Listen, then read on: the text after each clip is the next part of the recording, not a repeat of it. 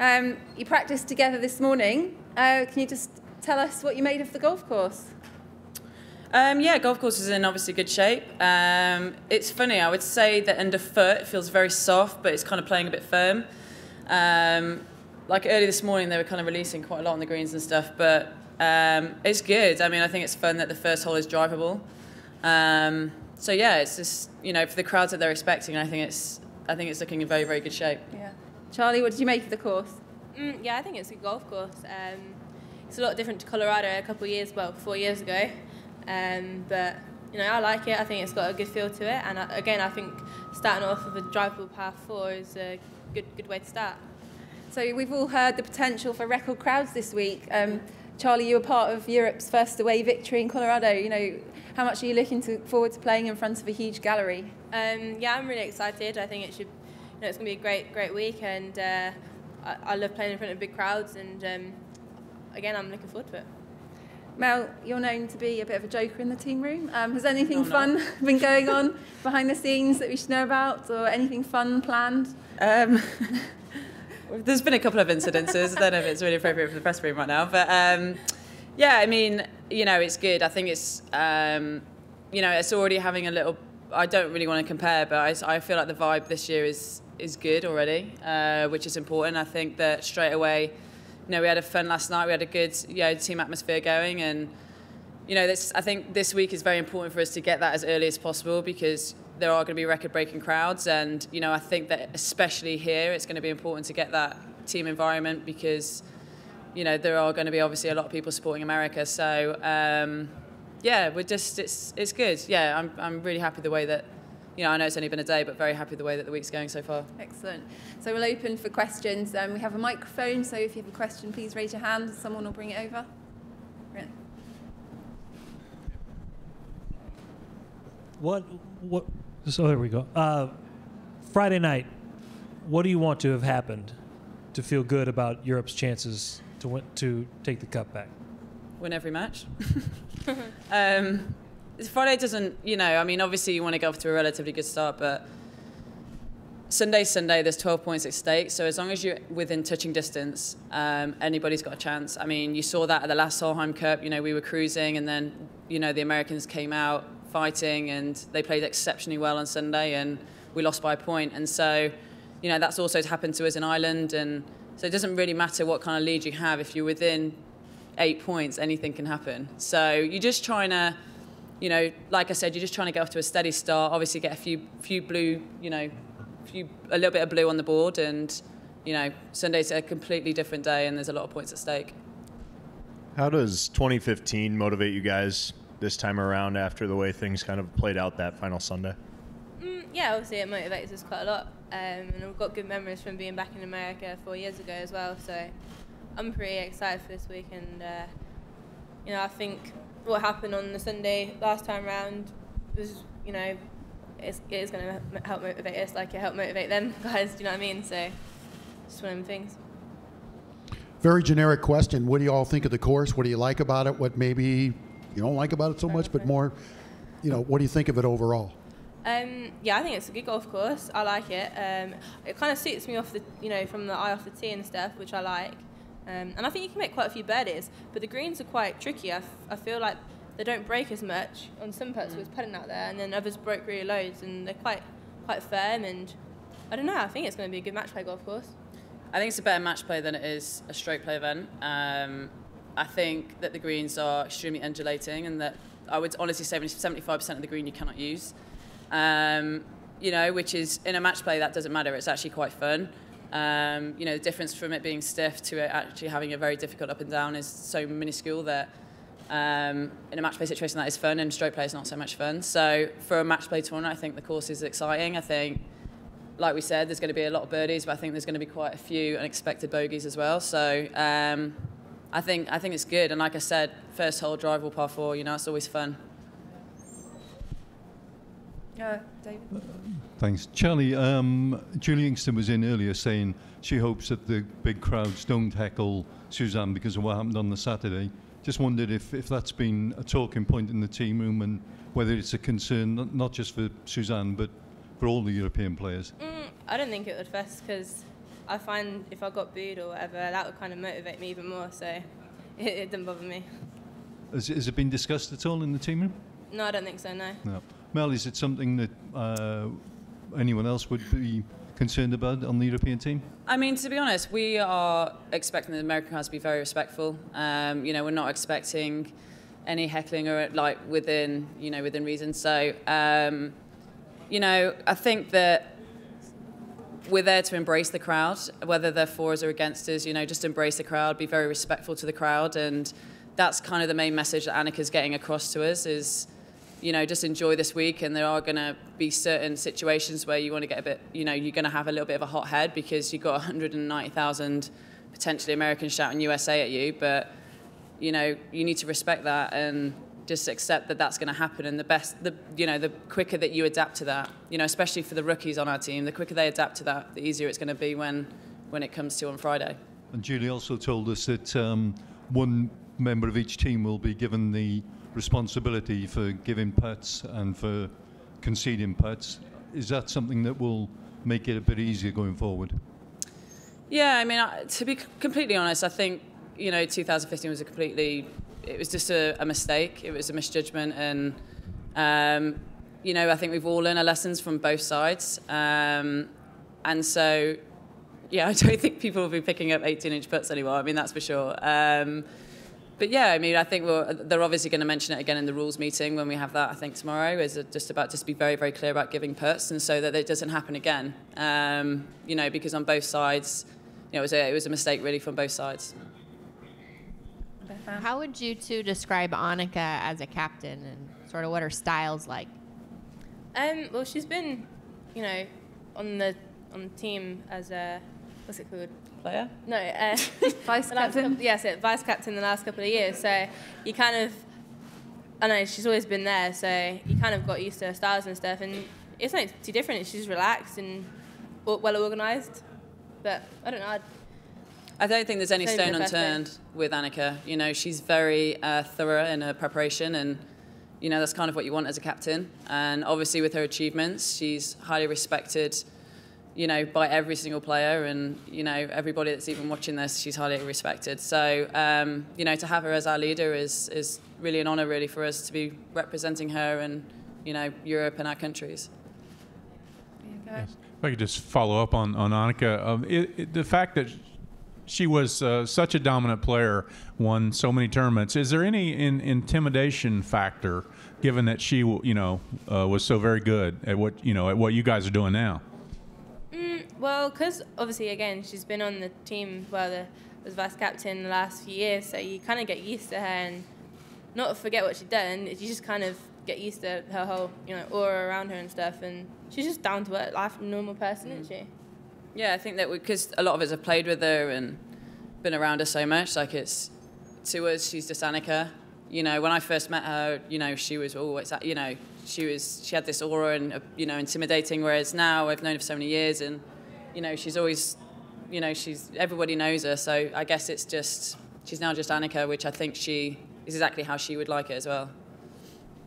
For you guys, it's been a little bit more mild than typical Iowa weather. It's supposed to heat up by the end of the weekend, though. Has it kind of been a nice surprise for you guys early in the week? And then what's the heat do to you guys as the weekend progresses? Well, I only just got here last night, but today it's not too bad. I'm actually a little bit chilly at the moment. I was moaning because I didn't bring my jacket with me, but we get used to kind of the hot weather because we're always over here in America, so I don't think we'll mind it too much.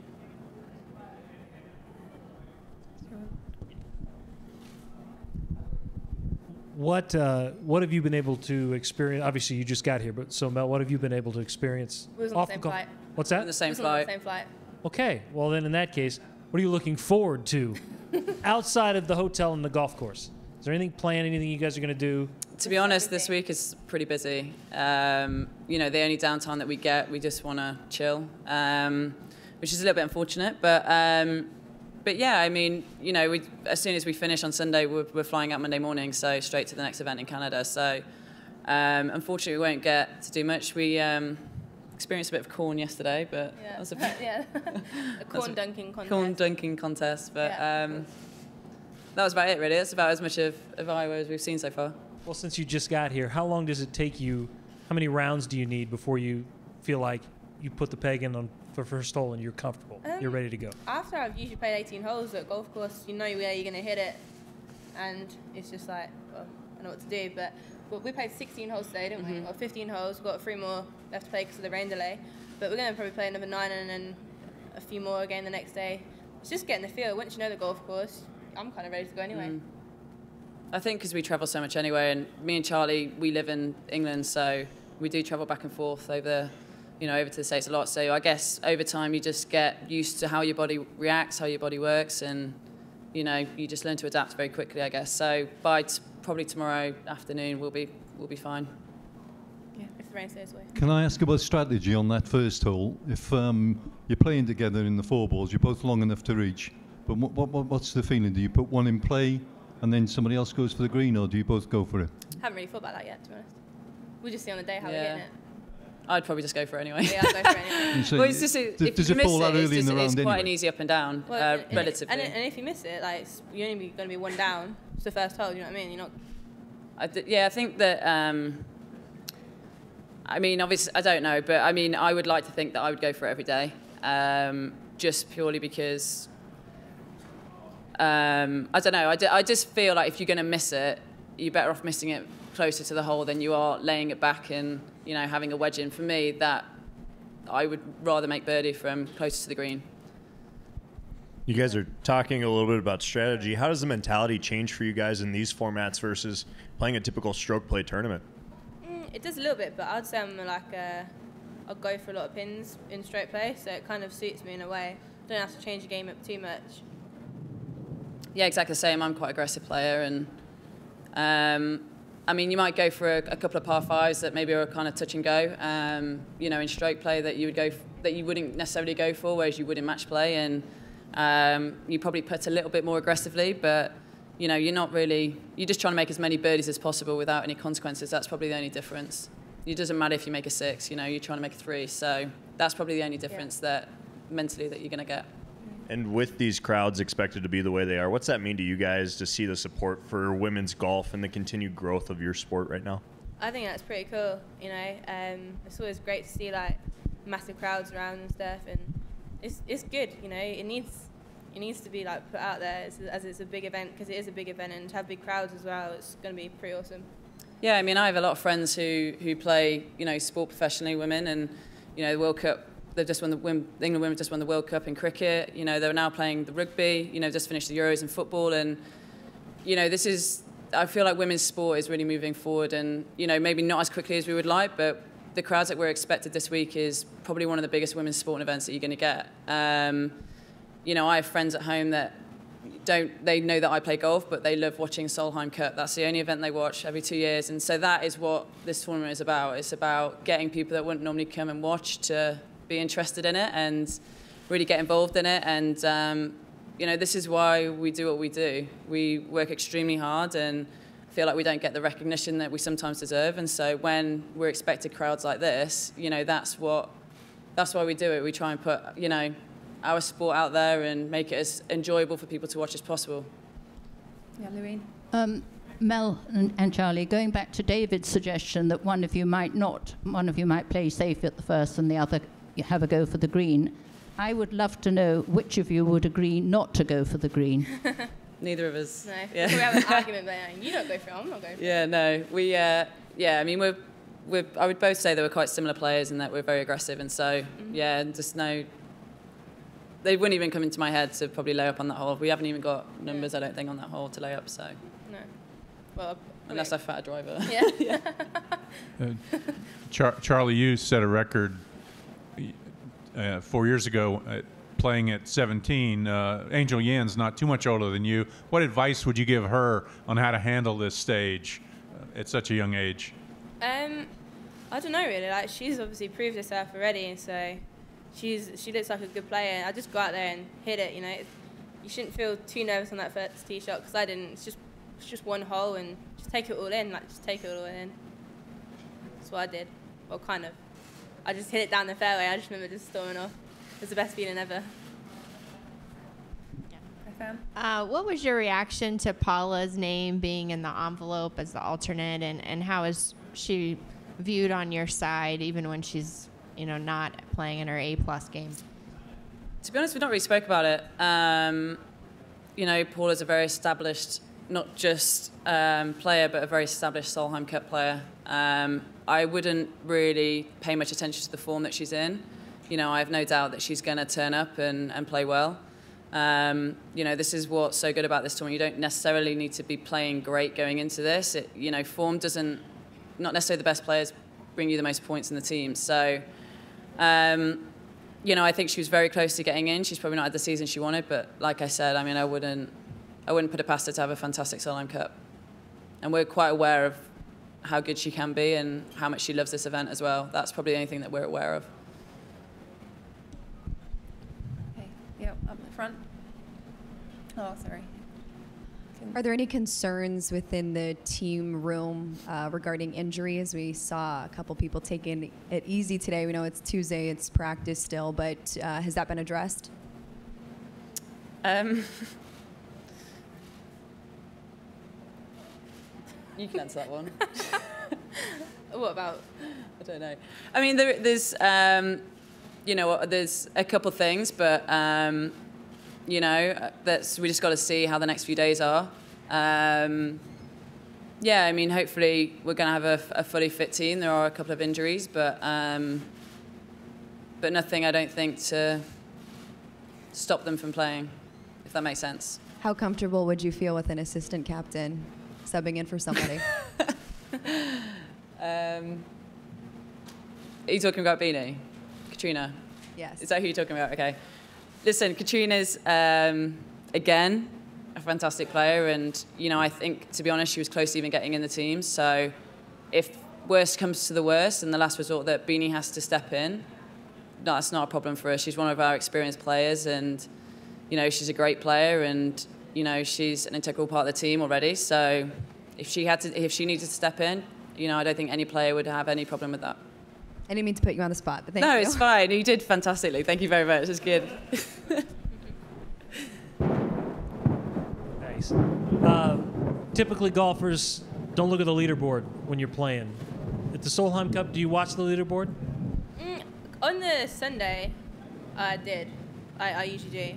And then as well on the first few days we do, but I think on Sunday it's more important, especially if you see the blue go up in front, it kind of gets you going, doesn't it? Yeah. But we looked at it last time, didn't we? I think it's important to look at it because if there's a lot of blue on the board, it gives you motivation. And then if there's not, then you need, it still gives you motivation. You need to pull your finger out and make sure that you get some blue on that board. So it all kind of filters down, and all the players will be looking at the leaderboard this week for sure. Who has the hardest accents for you guys to understand on your team? I don't know really. I mumble a lot, don't I?